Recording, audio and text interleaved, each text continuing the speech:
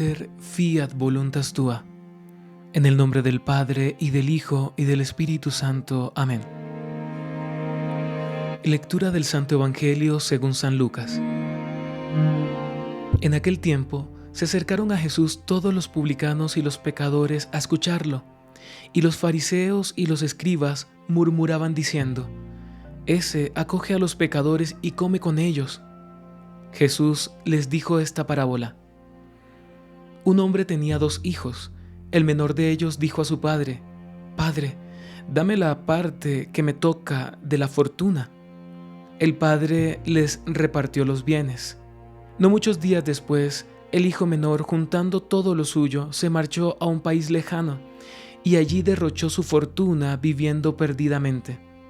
Cuando lo había gastado todo, vino por aquella tierra un hambre terrible y empezó él a pasar necesidad. Fue entonces y se contrató con uno de los ciudadanos de aquel país, que lo mandó a sus campos a apacentar cerdos. Deseaba saciarse de las algarrobas que comían los cerdos, pero nadie le daba nada. Recapacitando entonces, se dijo: ¿Cuántos jornaleros de mi padre tienen abundancia de pan, mientras yo aquí me muero de hambre? Me levantaré, me pondré en camino a donde está mi padre y le diré: Padre, he pecado contra el cielo y contra ti, ya no merezco llamarme hijo tuyo, trátame como a uno de tus jornaleros. Se levantó y vino a donde estaba su padre. Cuando todavía estaba lejos, su padre lo vio y se le conmovieron las entrañas, y echando a correr, se le echó al cuello y lo cubrió de besos. Su hijo le dijo: Padre, he pecado contra el cielo y contra ti, ya no merezco llamarme hijo tuyo.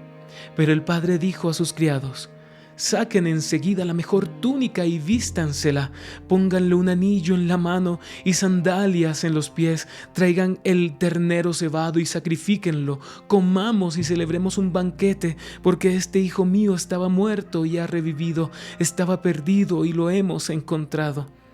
Y empezaron a celebrar el banquete. Su hijo mayor estaba en el campo. Cuando al volver se acercaba a la casa, oyó la música y la danza, y llamando a uno de los criados le preguntó qué era aquello. Este le contestó: Ha vuelto tu hermano, y tu padre ha sacrificado el ternero cebado, porque lo ha recobrado con salud. Él se indignó y no quería entrar, pero su padre salió e intentaba persuadirlo. Entonces él respondió a su padre: Mira, en tantos años como te sirvo, sin desobedecer nunca una orden tuya, a mí nunca me has dado un cabrito para tener un banquete con mis amigos. En cambio, cuando ha venido ese hijo tuyo que se ha comido tus bienes con malas mujeres, le matas el ternero cebado. El padre le dijo: Hijo, tú estás siempre conmigo y todo lo mío es tuyo, pero era preciso celebrar un banquete y alegrarse, porque este hermano tuyo estaba muerto y ha revivido, estaba perdido y lo hemos encontrado. Palabra del Señor. Gloria a ti, Señor Jesús.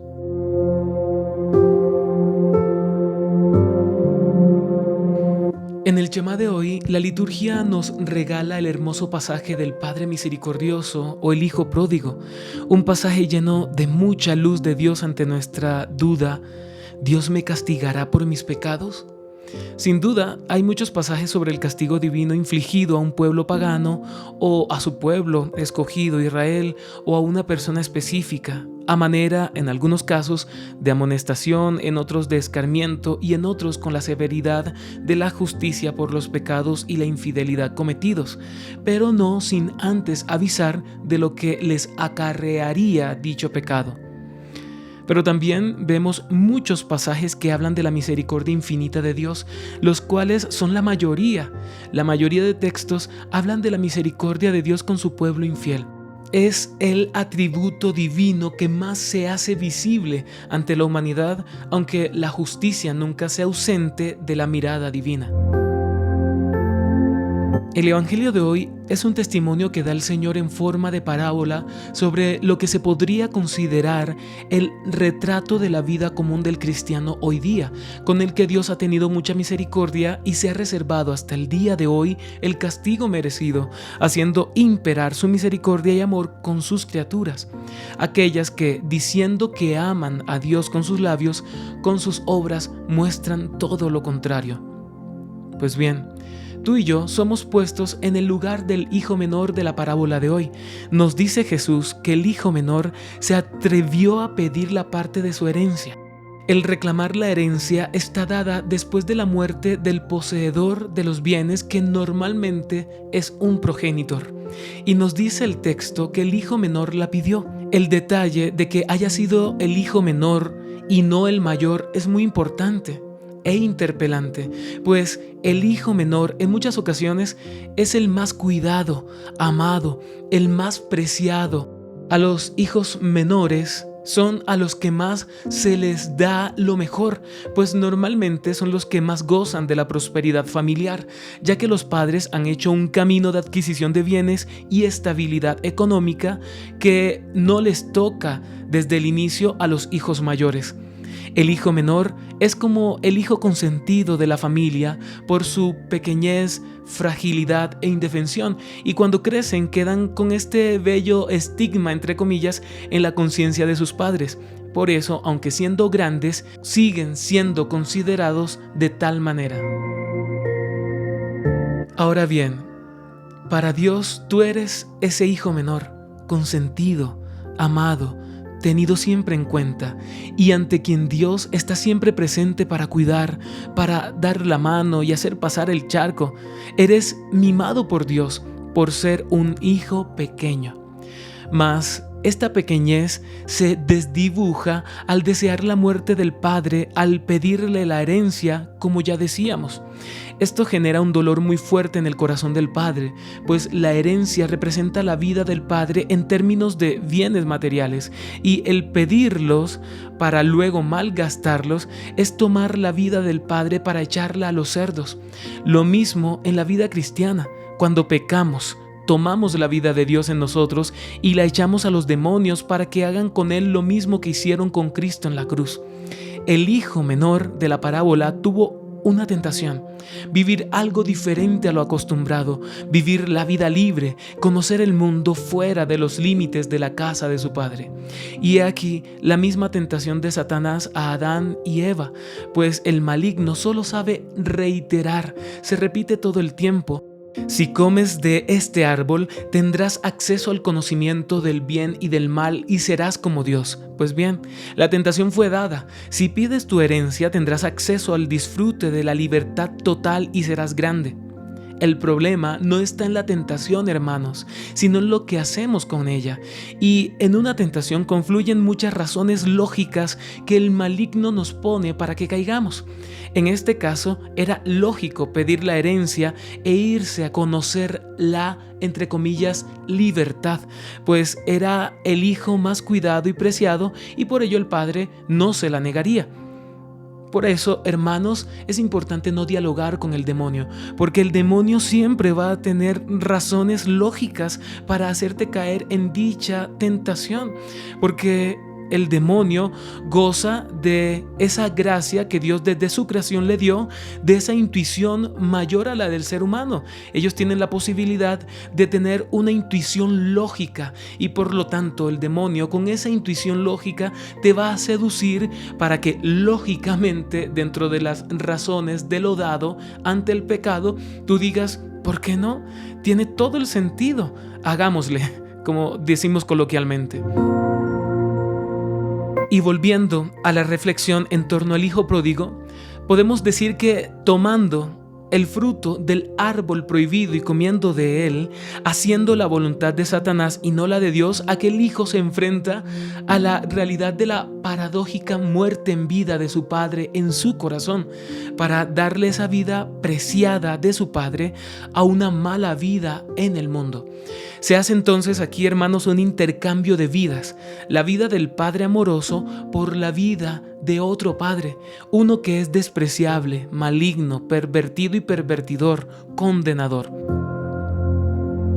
y sin embargo se lleva a cabo dicha empresa de desprecio. El Padre amoroso, respetando entonces la libertad de su Hijo, accede a su petición. Y este, hermanos, es el relato más vívido del camino hacia el consentimiento del pecado a través de la caída en la tentación. Cuando pecamos, cambiamos la vida de Dios por la vida del pecado en nosotros. Una vida bellísima por otra horrenda, sin darnos al final nada. Cambiamos la vida de Dios por la vida del infierno como si nada.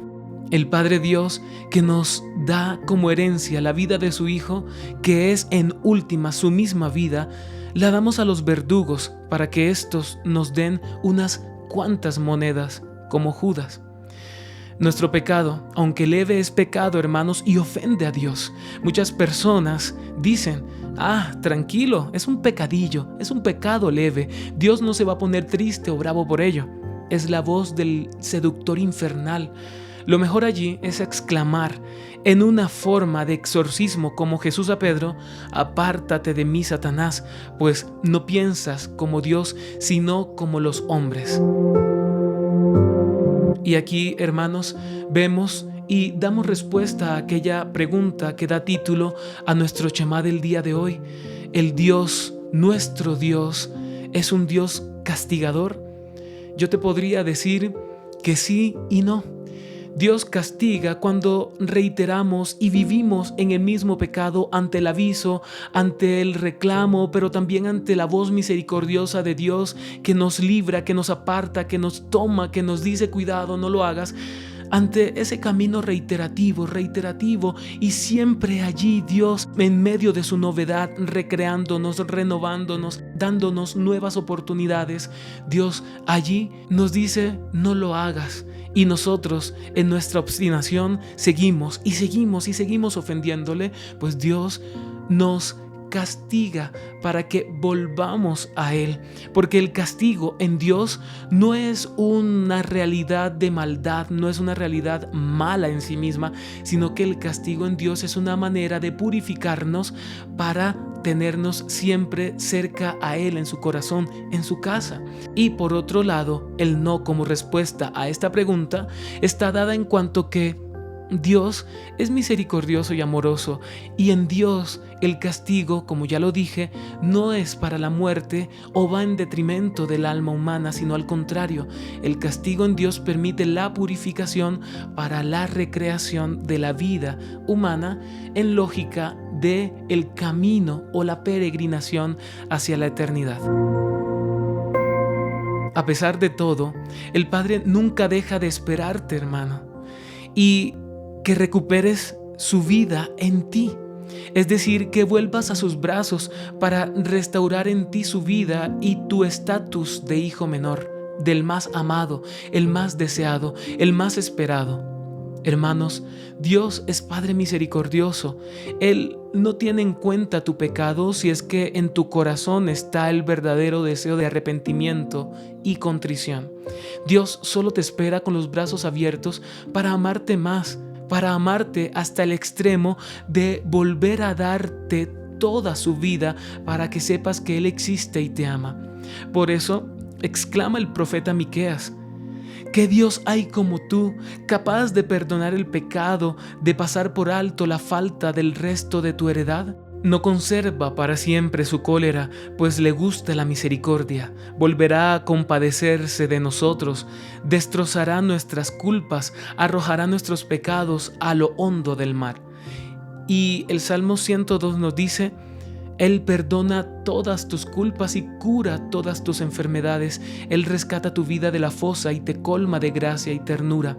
No está siempre acusando, ni guarda rencor perpetuo. No nos trata como merecen nuestros pecados, ni nos paga según nuestras culpas. Hermanos, hagamos en nosotros una conjunción entre el hijo mayor y el hijo menor.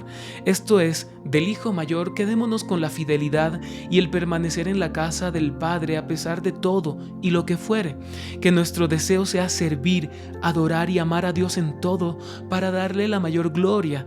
Y si llegamos a caer, tengamos la actitud segunda del hijo menor, con un corazón arrepentido, siempre volver a los brazos del Padre, pues no hay mayor alegría en el cielo que es el corazón del Padre que aquel hijo que estaba muerto haya revivido, el que estaba perdido se vuelva a encontrar. Y así, por tu vuelta a la casa del Padre, gracias al sacramento de la reconciliación, suceda en el corazón del Padre el inicio de la fiesta después de tanto dolor. Ahora te invito a que oremos juntos. Bendice, alma mía, al Señor, y todo mi ser a tu santo nombre. Bendice, alma mía, al Señor, y no olvides sus beneficios. Santísima Trinidad, Padre, Hijo y Espíritu Santo, mora en mí, sé lo que eres en mí, haz lo que sabes hacer en mí, pues así no me perderé y por ti podré ver todo como tú lo ves, pues si vives en mí, nunca estaré solo. Amén. Pater, fiat voluntas tua.